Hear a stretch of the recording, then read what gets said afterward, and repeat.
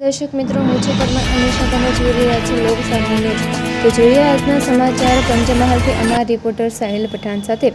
ભારતીય હવામાન વિભાગની આગાહી મુજબ આજ રાતથી શનિવાર સવાર સુધી પંચમહાલ જિલ્લામાં ભારેથી અતિભારે વરસાદ પડવાની શક્યતા છે, જેને પગલે જિલ્લા કલેક્ટર અજય દહિયાના માર્ગદર્શન હેઠળ સમગ્ર તંત્રને હાઈ એલર્ટ પર રાખવામાં આવ્યું છે।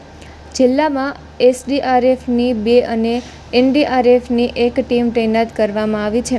નીચાણવાળા અને પાણી ભરાવાની સંભાવના ધરાવતા વિસ્તારોનું સતત નિરીક્ષણ કરવામાં આવી રહ્યું છે અને જરૂર જણાય લોકોને અગાઉથી સલામત સ્થળે સ્થળાંતર કરવામાં આવશે।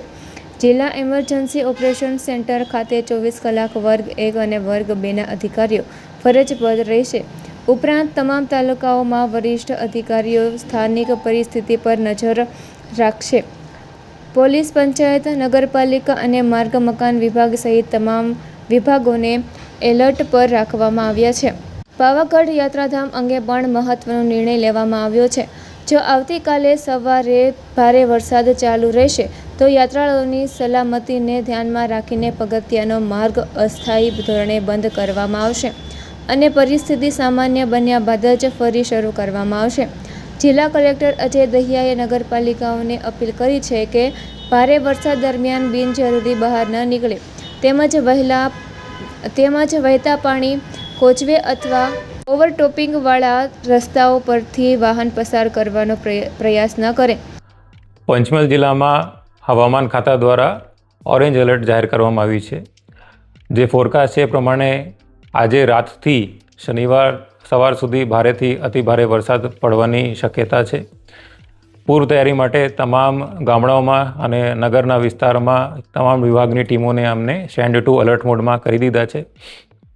પંચમહાલ જિલ્લામાં આપણી પાસે 2 એસડીઆરએફની ટુકડી છે અને 1 એનડીઆરએફની ટુકડી છે। ત્રણેય ટુકડી એઝ ઓફ નાવ ફિલ્ડમાં છે, જે લો લાઇંગ એરિયા છે, જ્યાં પાણી ભરાવાની શક્યતા છે, સંભાવના છે, આવા વિસ્તારોની મુલાકાત લઈ રહી છે અને સૂચન પ્રમાણે જરૂરિયાત પ્રમાણે આવા લોકોને અમે એડવાન્સમાં પણ ખસેડવાના છીએ, જેથી રાતે અગર ભારે વરસાદ પડે તો પછી રેસ્ક્યુ ઓપરેશનમાં તકલીફમાં ના પડે।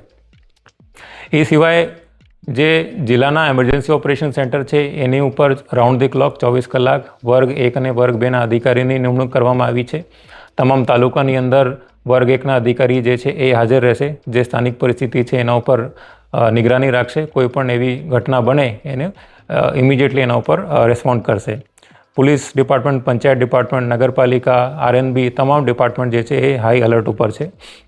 નાગરિકોને ખાસ મારી અપીલ છે કે ભારે વરસાદ હોય આ સમયે ઓપનમાં ના નીકળે અને રોડ ઉપર જ્યારે પાણી ઓવરટોપિંગ થતું હોય ત્યારે બિલકુલ જોખમ ના લેવામાં આવે। કોઈ પણ પ્રકારનું વાહન આવી જગ્યા રોડ ઉપર ક્રોસ કરવાનો પ્રયત્ન ના કરે। વિશેષ માહિતી પાવાગઢ માટે અમે એવું નક્કી કર્યું છે, આવતીકાલ અગર સવારે ભારે વરસાદ ચાલુ હશે તો સ્થાનિક જે તંત્ર છે એમને અમને સૂચના આપી છે કે અમારું જાહેરનામું તો સવારે 4 વાગ્યા સુધીનું છે, પરંતુ ભારે વરસાદ ચાલુ હોય તો પછી જે સ્ટેર છે જે છે એનું કમ્પ્લીટ જે સ્ટેર છે એને બંધ કરી દેશે અને જ્યારે સેફ લાગે કે પરિસ્થિતિ સામાન્ય થઈ ગઈ છે તો જ એને ચાલુ કરવામાં આવશે। તો ફરી મળીશું એક નવા સમાચાર સાથે। ત્યાં સુધી જોતા રહો લોક સામુ ન્યૂઝ।